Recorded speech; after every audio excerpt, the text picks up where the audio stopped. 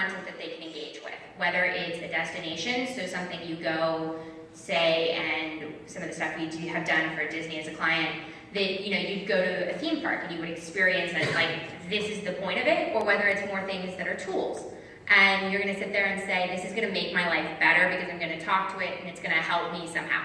Or one of the things we spend a lot of time with is education. So how do you have a personalized Dora to put on your iPad for your kid, where it's not just the kid screaming, there's the blue thing. It's how do you use computer vision so your kid's walking around with their iPad and their personal Dora is telling them find something blue, and the computer vision is hooked in to the phone's camera. And when they think they're on something that's blue, they have to tap the screen, and the computer vision sends that information to the character, and the character then says, yes, that's blue, or no, it's not. And then we backtrack all of the data analytics so that way you as a parent get a report of, you know what, your kid's not great at colors. Maybe you should spend some more time. Or you know what, you have a boy, and boys tend to have higher rates of color blindness. So they always are missing these colors. Maybe you should have their vision checked.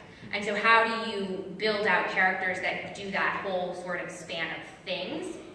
And so that's kind of what we are building out. And that's what we have. We have clients that range everything from Twitter customer service stuff to we do some pretty cool R&D, blue sky, things I unfortunately can't talk about because anything's something they don't let you. Just a little bit of that. I'll say there's some really cool stuff kicking around both Disney and Magic Leap. I'll say that. Like those are both things where it was like, oh yeah, that's gonna be cute. Like that's clever. So there's some awesome sort of stuff like that. And one of the things that made me get really passionate about it was how do you then use those characters to actually improve people's experiences? And so one of the things I spent a ton of time doing was I ran a robotics education lab for NASA. And we ran it out of Moffett Field, which is right in the heart of Silicon Valley. And it turns out that if you take a bunch of top engineers and you give them the guy who's literally, his dad is the head of OS at Apple, and the kid's taking Diffie calculus in freshman year of high school, we can make him a really great engineer. Shocking. He was going to be a great engineer no matter what. The more interesting thing is, how do you create materials and take that mentorship and have it so that the kid in rural Kansas has that experience, or the kid in the inner city?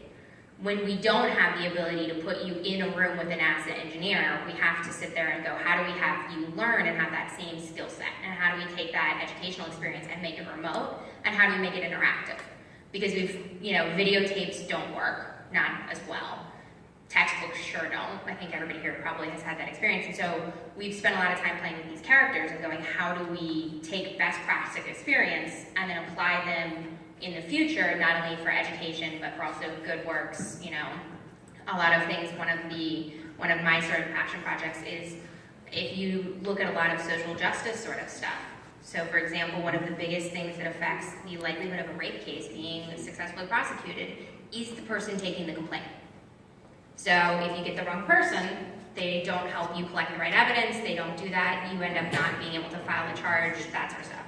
There's no reason we can't have AIs built out that are best practice.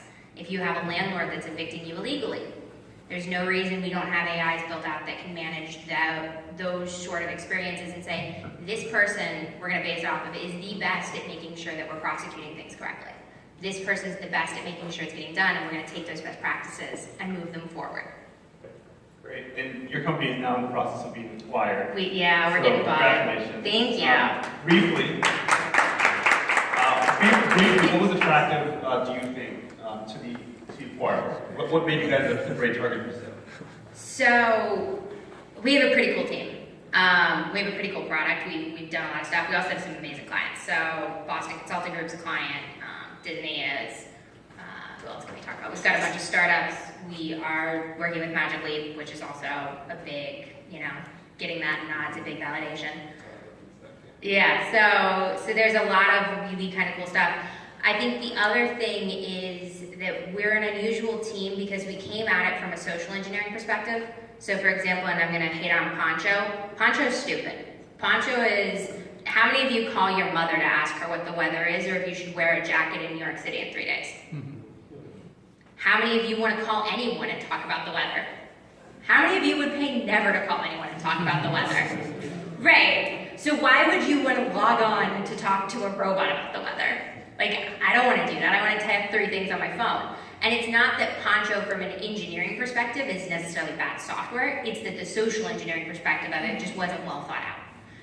And so I think one of the things that's really different, and one of the big opportunities, especially for underserved communities, is taking that point of view and saying, what are the problems that you have? And what are the things that people are building the wrong or just not the right kind of solution for? And how do you take that and say, you have the right engineering, but we're gonna actually apply it to something that makes sense?